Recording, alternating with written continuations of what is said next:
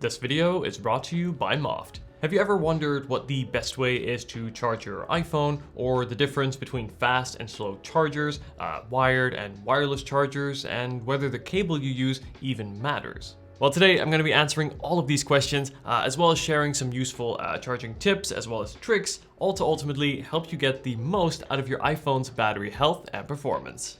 Okay, so to start, let's compare slow versus fast chargers. So what makes a charger faster or slower? Well, this is determined by the number of watts that the charger can put out. And typically speaking, the higher the watts, the larger the brick. So here I have a 67-watt MacBook charger, much bigger and also heavier compared to this tiny 5-watt iPhone brick.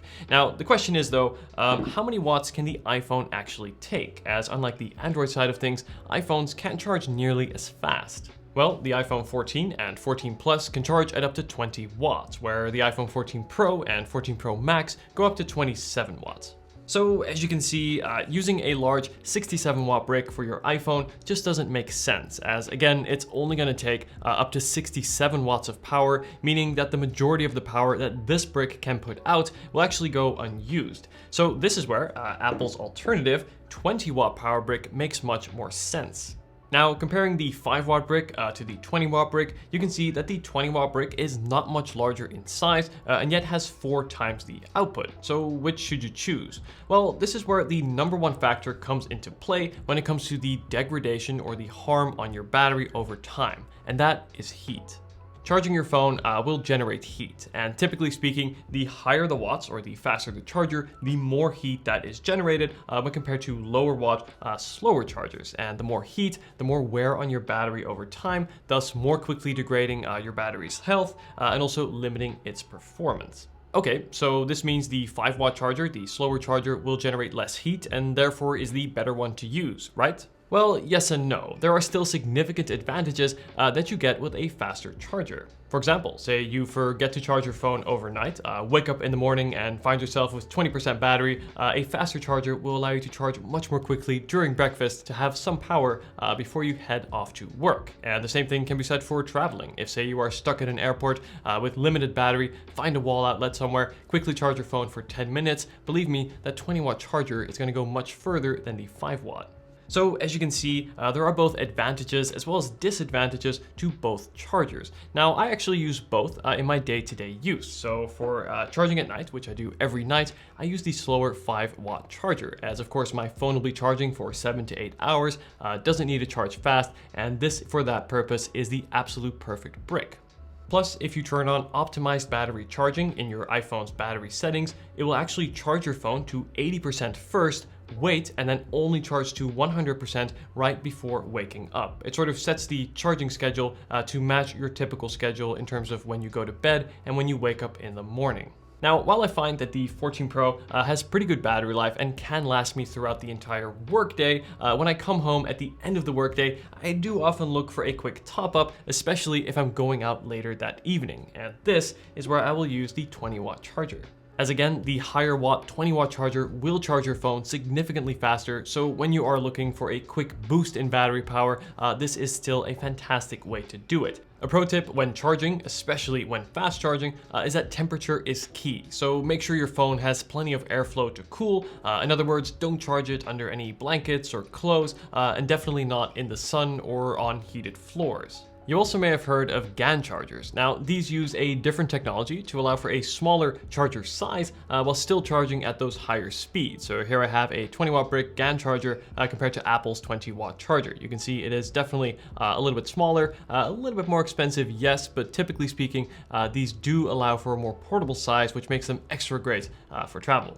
Okay, so to recap, when it comes to the chargers, Apple's 5-watt brick really is the ideal charger to use at night, as it will charge slowly, producing less heat. And again, when you're using at night, you don't need it to charge quickly anyway. So this, I would say, takes around 3 hours, and hopefully you're getting more than 3 hours of sleep at night. And then if you need a quick top up throughout the day, or say at the end of the day, using a 20-watt charger really is ideal, as it will maximize the charging output that your phone can actually accept while still being relatively relatively pocketable, again, especially if you go for that GAN charger, perfect for travel. And as I mentioned before, guys, while it is totally possible to use your MacBook charger for your iPhone, you really don't have to, as you won't get any faster charge from this as you would from, say, a GAN charger on, say, your iPhone 14 or 14 Plus. Before we talk about cables and whether they actually matter, as well as talking about some more general charging tips and charging myths, it is important to protect your expensive iPhone. Not just its battery when charging, but also the phone itself when using it when out and about. And this is where the sling case set from Moft comes in. It comes in a range of colors to match any occasion, and you can even mix and match. Now to me, this navy blue combo looks particularly sharp. In the hand, you can tell that the vegan leather case feels as premium as it looks. It also retains full MagSafe compatibility, and I especially like the metal buttons and raised edges by the screen and camera for that added protection.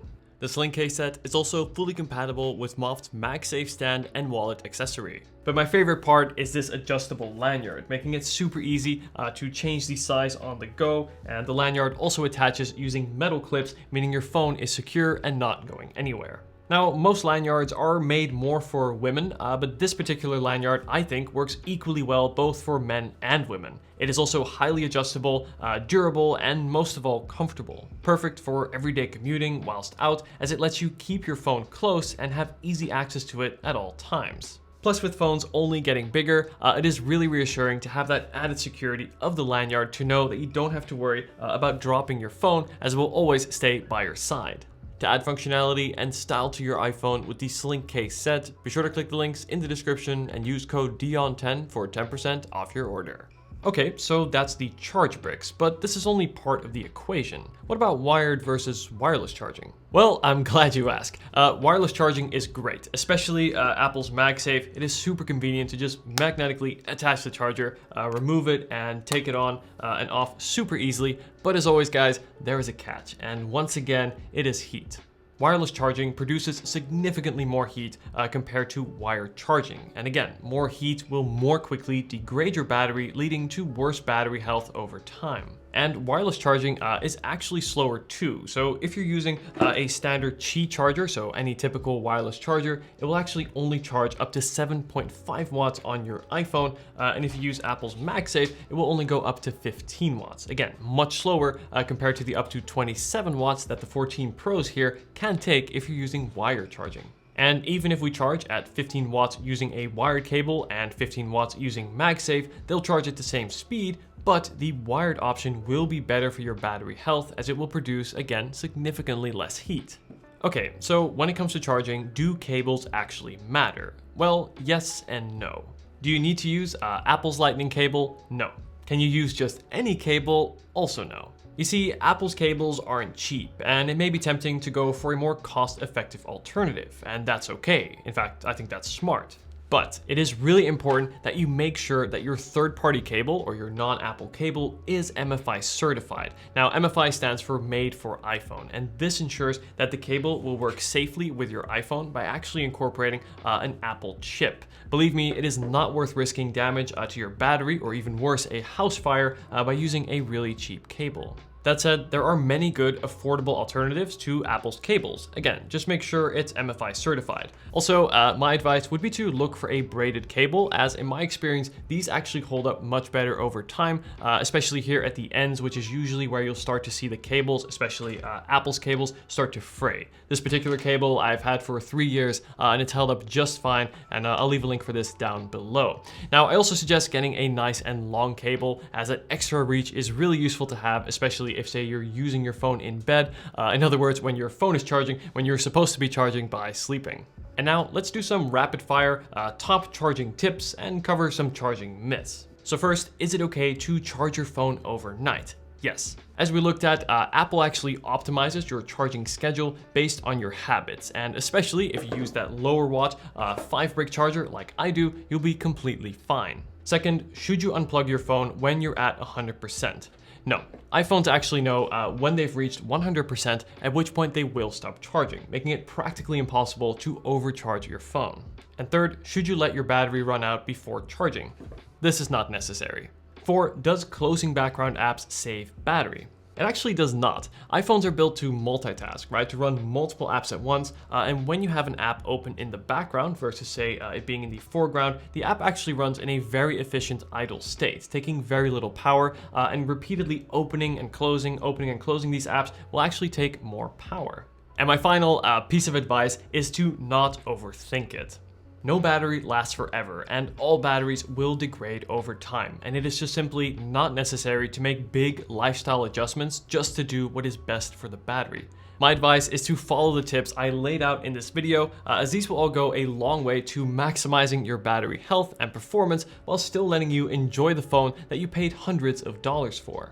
After all, in many parts of the world, Apple offers a battery replacement service for $69, something I recommend you do anyway after around 2 to 3 years to add some extra longevity to your iPhone. Anyway guys, thank you so much for watching. Let me know if you have any questions at all or any charging tips that I didn't cover in this video. If you haven't seen it yet, I highly recommend watching my iPhone 14 Pro first 10 things to do, as this will also include many battery saving tips, meaning longer battery life and also less charging, which again will improve the longevity of your phone. Thanks again for watching guys, and I'll see you in the next video. Take care.